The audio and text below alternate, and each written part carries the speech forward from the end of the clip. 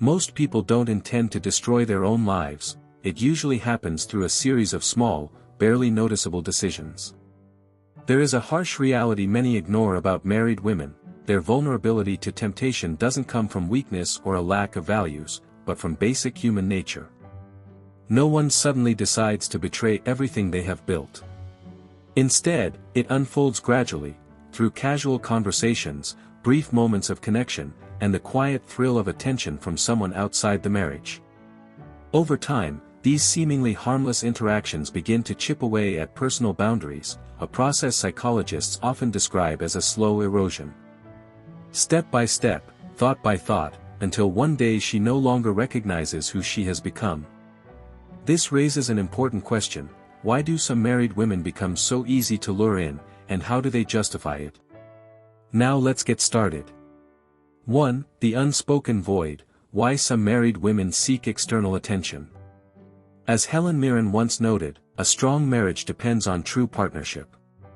While marriage can be resilient, not all relationships maintain that strength over time. In some cases, women who have committed to their partners begin to seek attention elsewhere, not purely out of physical desire, but due to deeper psychological needs. The common misconception is that they are trying to escape their marriage. More often, they are trying to rediscover something that faded along the way: connection, validation, or a sense of being seen. Humans are naturally wired for connection, and for many women, emotional closeness runs especially deep.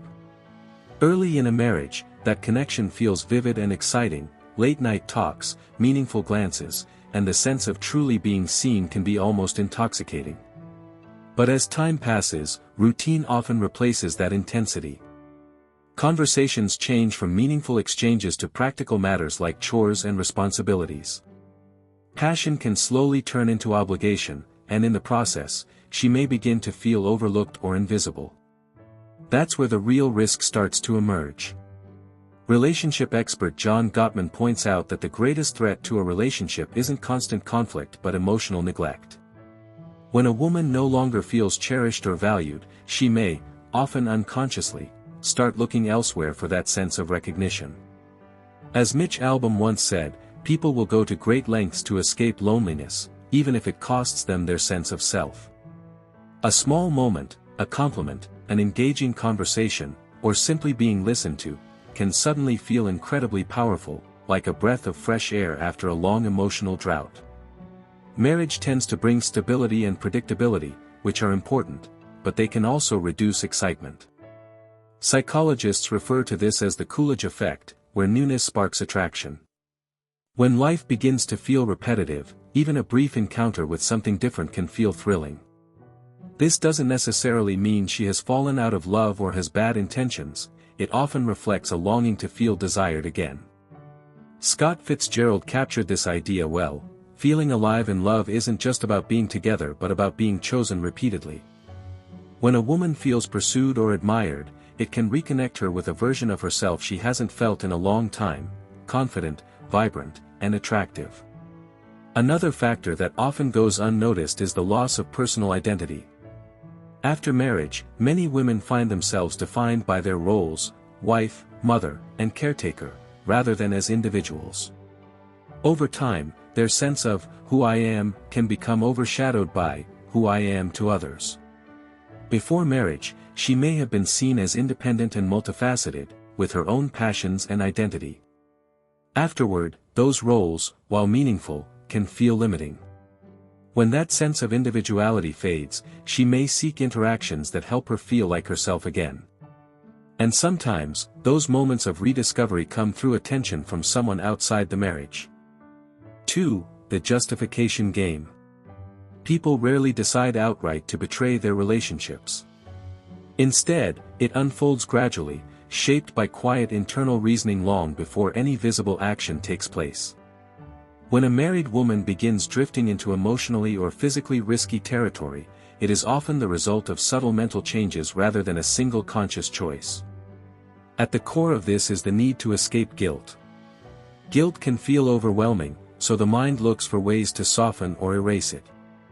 If a person can convince themselves that their behavior isn't truly wrong, the emotional burden becomes easier to carry. In the beginning, everything seems harmless. She might tell herself it's just friendly attention, just a conversation, nothing serious. There's a sense that as long as no obvious boundary is crossed, there's no real issue. But the mind is skilled at bending reality when something feels good yet conflicts with personal values. This inner conflict, known as cognitive dissonance, pushes a person to adjust their thinking so their actions feel acceptable. As Richard Feynman famously pointed out, self-deception is often the easiest trap to fall into. Gradually, the internal dialogue changes. Actions are minimized, it's just flirting. Responsibility is redirected, it's the partner's fault for not giving enough attention. Or everything is mentally separated, this is seen as something entirely unrelated to the marriage. The more these justifications build, the easier it becomes to move further past previously held limits. For many, the first real breach isn't physical, it's emotional. That's what makes it especially subtle and dangerous. Physical betrayal is clear-cut, but emotional involvement exists in a gray area, late-night conversations, deeper than appropriate sharing, or turning to someone else for emotional support instead of a partner. At first, it may seem harmless, but emotional closeness can be just as powerful as physical intimacy. As that bond strengthens, distance from the spouse often grows.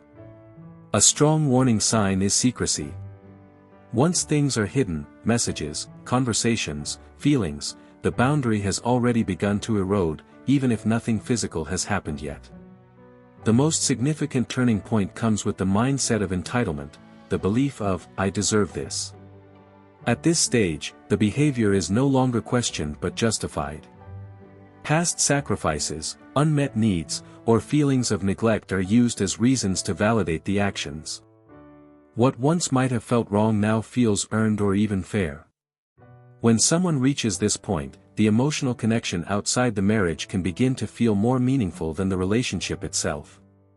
The mind reframes the situation so that crossing the line no longer feels like betrayal but like something justified.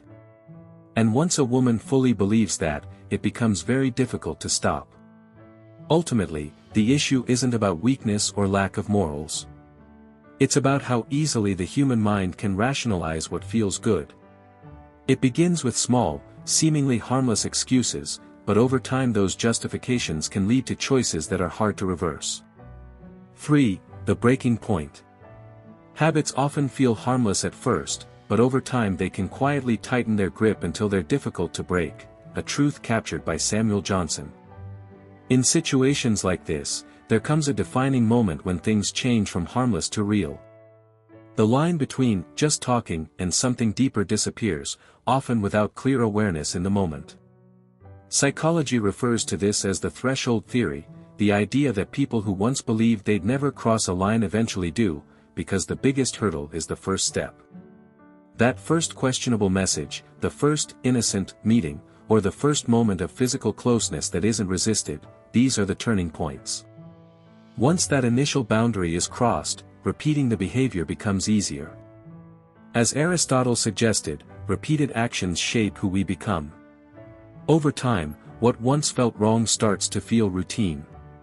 A common illusion during this stage is the belief, I can stop anytime. In reality, it's rarely that simple. Emotional and romantic excitement can become highly addictive.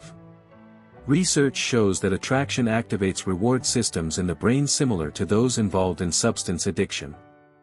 The surge of pleasure and novelty creates a powerful pull, making it difficult to walk away, even when someone intends to. At first, secrecy feels uncomfortable. Hiding messages or making excuses triggers anxiety and guilt. But the mind adapts quickly. Over time, what once felt wrong becomes easier to manage. The person may begin organizing their life into separate compartments, justifying their behavior and even believing their own explanations. This is where things begin to unravel. The longer the situation continues, the more entangled it becomes. Plans to end it get postponed, days turn into weeks, then months. Eventually, the situation feels inescapable. A final psychological shift often occurs, the emotional center of the relationship moves. The marriage is no longer the primary source of connection. Instead, the deeper emotional bond exists elsewhere. Even without physical involvement, the attachment has already shifted. At that point, the outcome usually narrows to two possibilities: being discovered or choosing to leave the marriage, unable to maintain the divide any longer. The underlying issue isn't simply about betrayal. Often, it begins with a search for something that feels lost: connection, excitement, or a sense of aliveness. But once that feeling is found elsewhere and reinforced over time, letting go can feel nearly impossible. And once that mindset takes hold, it fundamentally changes everything.